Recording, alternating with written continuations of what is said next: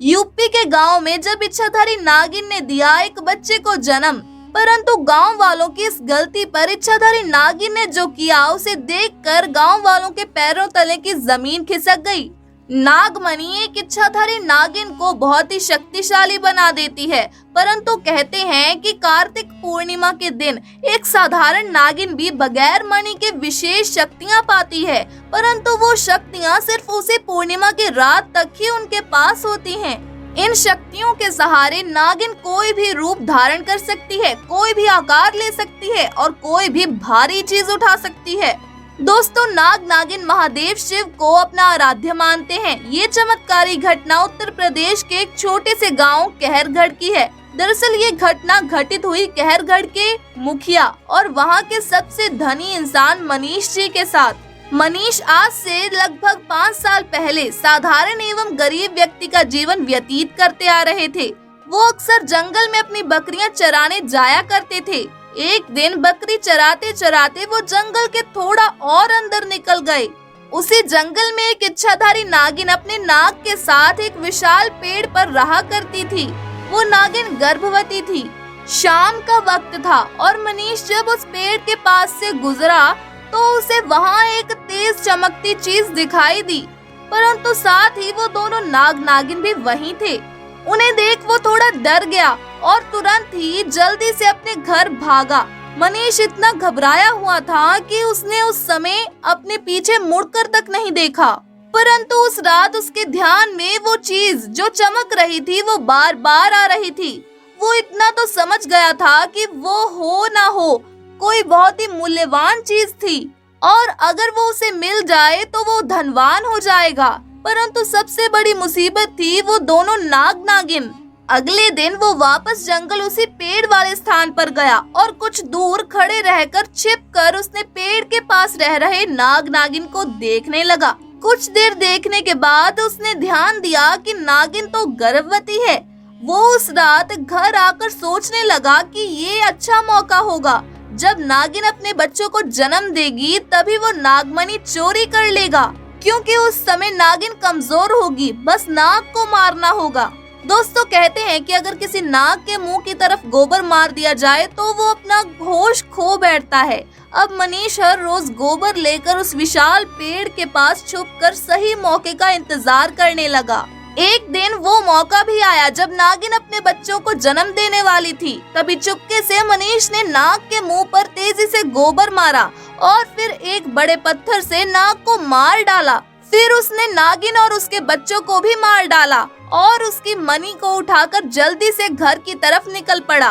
परंतु उधर नागिन किसी तरह बच गई थी और बस बेहोश पड़ी थी। जब नागिन को होश आया और उसने अपने बच्चों और पति को मरा हुआ देखा तो उसके दुख दर्द का ठिकाना नहीं रहा।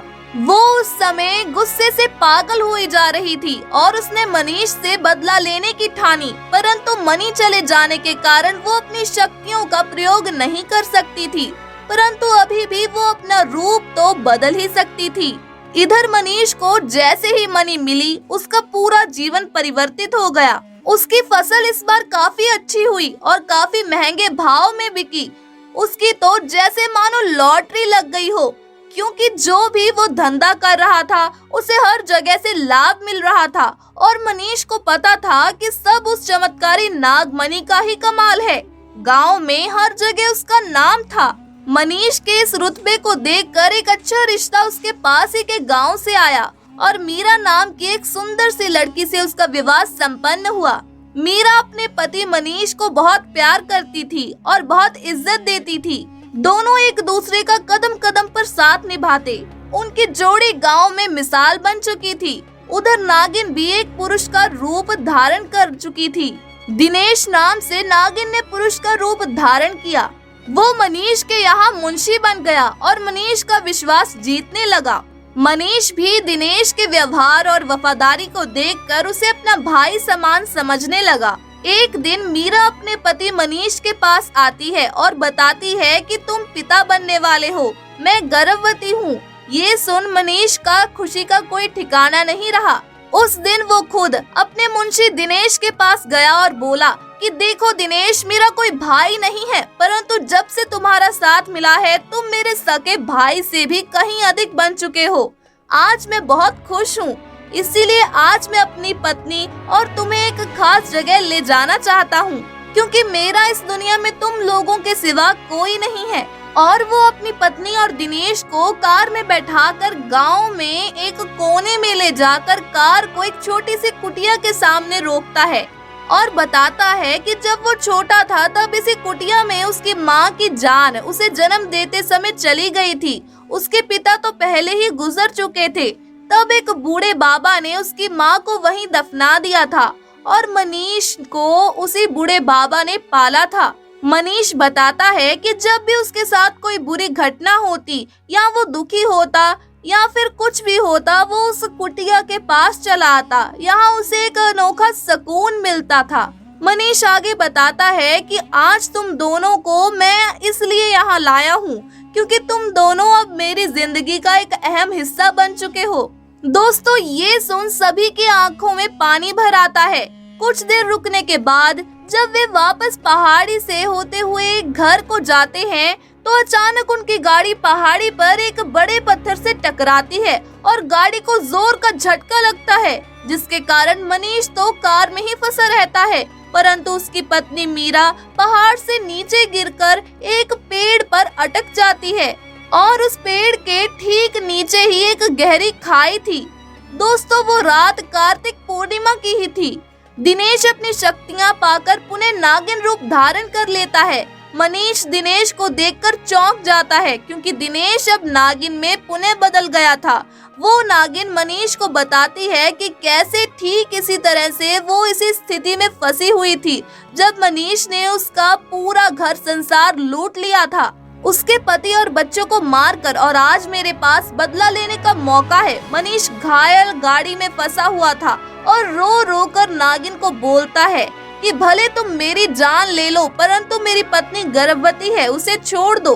परंतु तभी उस नागिन को अपनी वही स्थिति याद आती है कि क्या होता है जब कोई अपना छिन जाता है। ये जिंदगी का सबसे बड़ा दुख है। नागिन ने मनीष का उसकी पत्नी के प्रति सच्चा प्यार देख उसे माफ कर दिया और मीरा को उस पेड़ से निकाल बचा लिया और दोनों को हॉस्पिटल छोड़ खुद वापस जंगल में उसी विशाल पेड़ के पास चली गई। जब मनीष हॉस्पिटल से स्वस्थ होकर अपनी पत्नी के पास घर वापस लौटा तो उसने अपनी गलती का एहसास हुआ और उसने जाना कि उसने कितनी बड़ी गलती करी है। वो नागमणि को लेकर उसी विशाल पेड़ के पास गया और उस पेड़ के पास उस नागमणि को रख कर फूट फूट कर रोने लगा और शाम को वापस घर आ गया। दोस्तों, कभी कभी इंसान लालच में इतनी बड़ी गलती कर बैठता है कि फिर उस गलती को कभी भी ठीक नहीं किया जा सकता और बस अंत में पछतावा ही रह जाता है। आपको ये घटना कैसी लगी, हमें कमेंट बॉक्स में जरूर बताएं।